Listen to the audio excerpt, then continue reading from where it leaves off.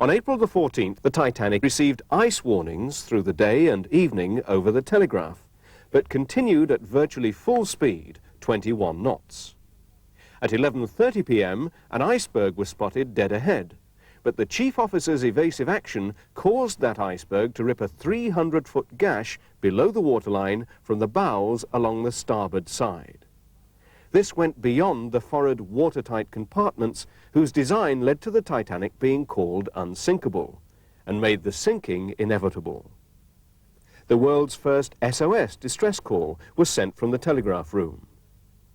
The lifeboats were ordered to be lowered just after midnight, but there were only 16 of them, and although this was the legal requirement, too few to save more than a third of those on board.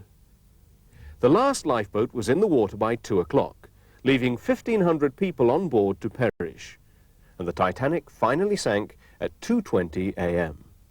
My father went down. He went down with Reverend Carter, a parson who was on board on the deck, you know. Before that, I stood on deck and I said to my dad, look, I said, there's lights over there, a ship is coming to our rescue. And he didn't, the next minute the lights went out. We were left in the dark. So it was only the three of us on the boat deck. And they gradually became in from the third, broke French, I believe, and managed to get out where the first class were, because they was overcrowded the time they got time to look for a boat. Because some of the young men, I believe, I was told, they were playing with ice, having a good time. They little didn't think anything was going to happen. They kept saying, it's unsinkable, they kept saying. She'll never sink. But you can't do anything about it. She had a great hold, so the water went in. But all the time we stood on the boat deck, she was sinking, and we didn't feel it, because she went head first down, the first class, and the other part was still up,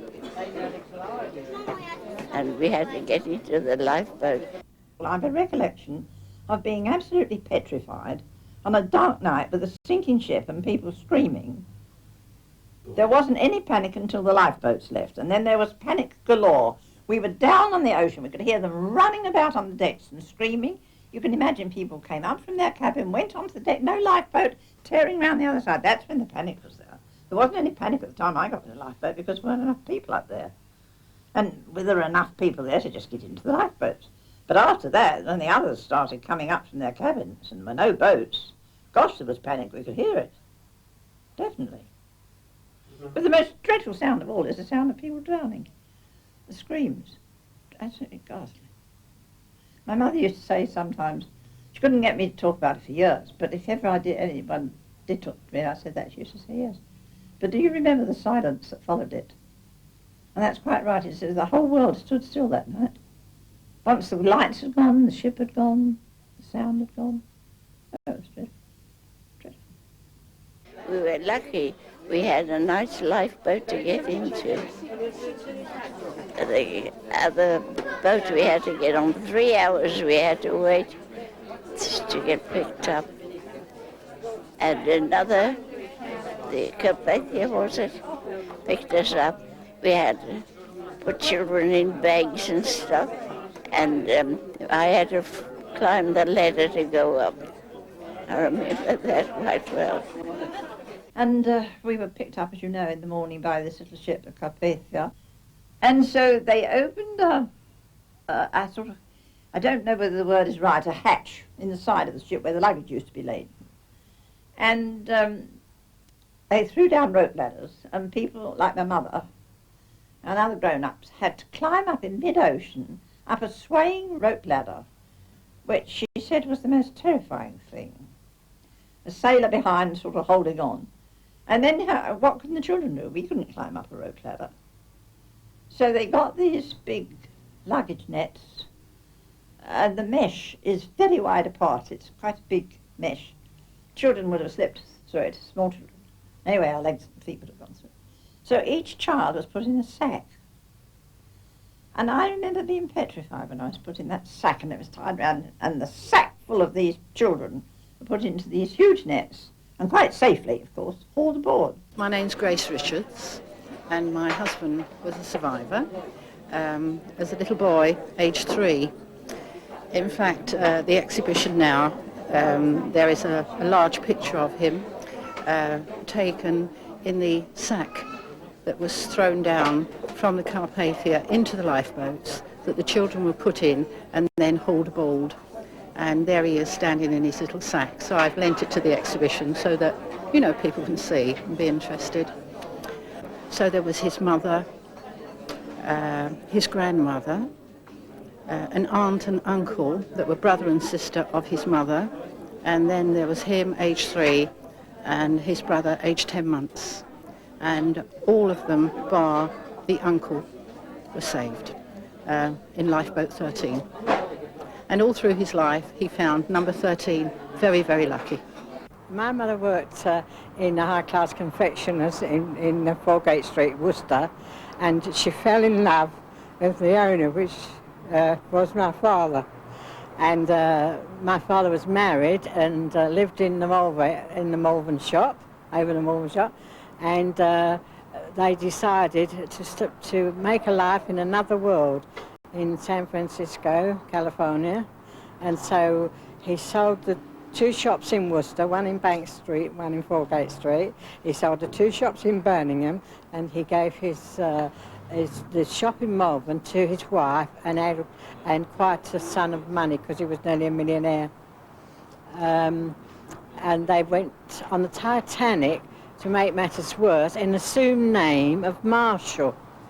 How, I don't know, because I'm from the passport office in London and I don't quite know how that's happened. And of course my father went down with the boat. My mother was saved, and she was on the last lifeboat, number 13, and she was in the water in the boat 8 hours, and the Carpathia picked them up. Well, my father was a chief steward on there, and he came off on the last lifeboat. We've been showing telegrams, you know, some from America to say that he was safe, others from Plymouth to say that they'd arrived there, and keys to the Veranda Cafe. I'm the niece of a survivor who was crossing on the Titanic at the age of 19. She was going to work in America as a secretary. And I'm not sure which lifeboat she was actually in, but the family story goes that just as they were leaving, a baby was thrown into her arms, and she looked after the baby until they were rescued by the Carpathia. And I'm not sure how true this is, but it seems that the baby had lost both parents and was due to inherit a great fortune. And when they got to America, the other relatives of the child didn't want to know it. My grandfather went down on it, and I was told this as a boy in the town where I came from, Poole, Dorset, that he went down. His name was Shannon. He came from Queenstown, County Cork, which is now called Cove. When I inquired into his place on the boat, on the passenger list, there was no name of Shannon. Last year I went back to Poole. My uncle told me he changed his name to Leonard, L. Leonard. And I lost my grandfather on the Titanic. He was a fireman on board, and his name was Charles Middlecombe. He was originally born in Leicester, and there was a recession in the early part of the century, and he came to Southampton to seek work in the dockyard. His first job was a labourer in the dockyard. I don't know, there's a lorry driver or something like that he was. And then he signed on board the Titanic, but he forged his age to get onto the ships because he wasn't old enough. And then he lost his life at sea with it. He went down on board. And I believe he was working down below when it went down. He hadn't got a chance of being saved. And his son, which is my dad, he was on the Olympic. Well, I told you yesterday that many Southampton people had relatives on the Titanic. Well, I've